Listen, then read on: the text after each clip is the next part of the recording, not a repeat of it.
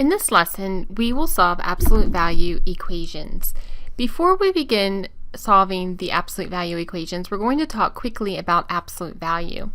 Absolute value is the distance the number is away from zero on a number line. And so remember, when we're talking about a distance, it can never be negative. Therefore, the absolute value of a number is always positive. And absolute value is indicated by the absolute value bars, which are shown here. So here's an example. If we have the absolute value of -5, and we're saying that that is equal to 5, why is that? That's because -5 is 5 units away from 0 on the number line. So if you take a look at the number line, here is 0, and -5 is exactly 5 units away.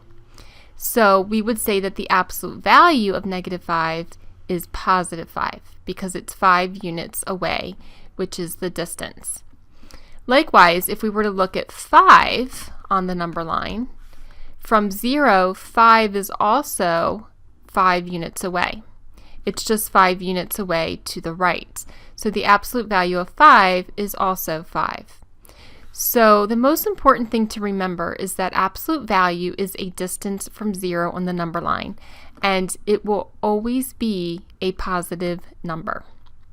Okay, so here's just a couple of examples on the website for you to observe. The absolute value of -10 is equal to +10 because -10 is 10 units away from 0. And the absolute value of 10 is also 10. So you can see that when you're taking the absolute value of a number, it doesn't matter whether it's positive or negative. The absolute value is going to be how many units that number is away from 0 on the number line. So how does this relate to solving equations? I want you to think about this. Think about the expression, the absolute value of x is equal to 4.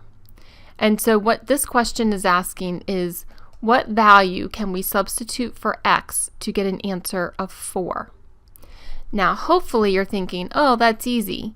I know that if I substitute 4 for x, I'm going to get an answer of 4 because 4 is 4 units away from 0 on the number line. And you're exactly right. But there is one more answer. -4 is also 4 units away from 0 on the number line. So in order to get an answer of 4, we could take the absolute value of +4, but we could also take the absolute value of -4 as well.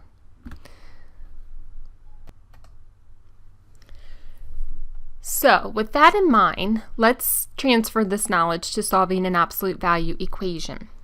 Here we have solve the absolute value of x minus 9 is equal to 20. Now remember that whatever we have inside of these absolute value bars, whatever we bring out is the answer. So if we had the absolute value of 20, that would equal 20. But if we also had the absolute value of -20, that answer is 20. So I want you to think that inside of these absolute value bars, which are the same bars as these, my number could be 20 or the number could be -20 because either one of those will give us an answer of +20, which is what we're looking for here. So what that means is, since x minus 9 is inside of the absolute value bars, x minus 9 could equal 20, or x minus 9 could equal -20, because -20 could be inside of those absolute value bars and still get an answer of 20. So what happens is when we have an absolute value equation, we actually have to write two different equations. X minus 9 is equal to 20 or x minus 9 is equal to -20. Once you complete this first step, then all you have to do is solve the equations. So we know that in order to solve x minus 9 equals 20, we're going to add 9 to both sides of the equation. And so if I add 9, I end up with an answer of x equals, these are going to cancel, so x equals 20 plus 9, which is 29. Now, I also have to solve this equation as well, and I'm going to do the exact same thing. I'm going to solve for x by adding 9 to both sides of the equation. And when I do that, I end up with x is equal to negative 20 plus 9, which happens to be negative 11. So that's just knowing your integer rules. So our final answer could be written as x equals 29 or x equals negative 11. You could also write it as a set of negative 11 and 29. So this equation has two different answers. It has an answer of negative 11 and an answer of 29. Now, I want to prove to you that these two answers are both solutions. And in order to do that, we're going to do a quick check. So to do a quick check, we're going to take the original equation and we're going to first substitute negative 11. So if we substitute negative 11 for 9, we're going to end up with negative 11 minus 9, which is the same as negative 11 plus negative 9. That answer is negative 20. So the absolute value of negative 20 is positive 20 because negative 20 is 20 units away from 0. So since that is equal to 20, it works. Let's also check the absolute value of 29 minus 9. And that should equal 20 as well. So 29 minus 9 is 20. And so does the absolute value of 20 equal 20? Yes, 20 equals 20, and that is correct as well. So as you can see, when we substitute our answers back into the original problem, we get a true statement, and that means that our answers are correct. Okay.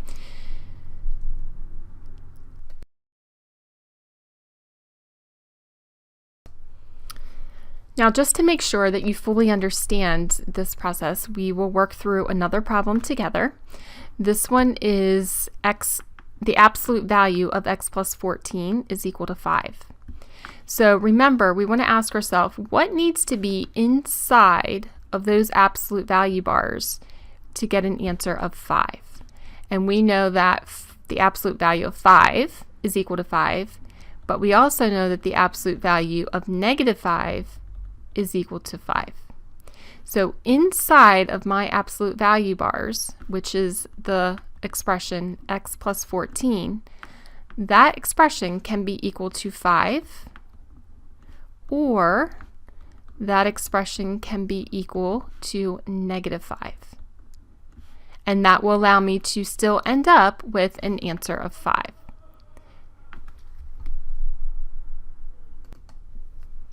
So, how are we going to solve these equations? We are simply going to solve for x.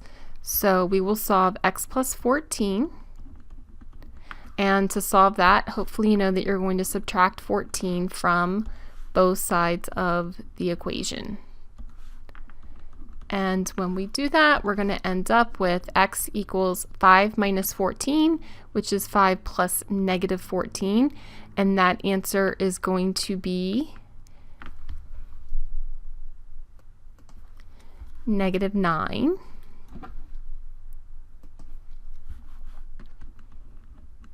And that's one of our answers. But now we need to solve the other side as well. So x plus 14, and then we're going to subtract 14 again. And that's going to give us negative 5 minus 14. And so x is going to be equal to negative 5 plus negative 14, which is negative 19. And so again, if you want to do a quick check negative 9 plus 14 and see if you get an answer of 5. So negative 9 plus 14 is positive 5, and the absolute value of positive 5 is 5. So that is a true statement. Over here, we have negative 19 plus 14, And so the absolute value of, this would be negative 19 plus 14 is negative 5. And the absolute value of negative 5 is positive 5. So that is a true statement as well. Okay, so the most important thing to remember is that when you're solving absolute value equations, you're actually going to write two different equations, because inside of those absolute value bars, you could have a positive number or you could have a negative number. Once you write your two equations, then you can solve them. And typically, well, for this lesson anyway, they would be one-step equations, which would be pretty easy to solve.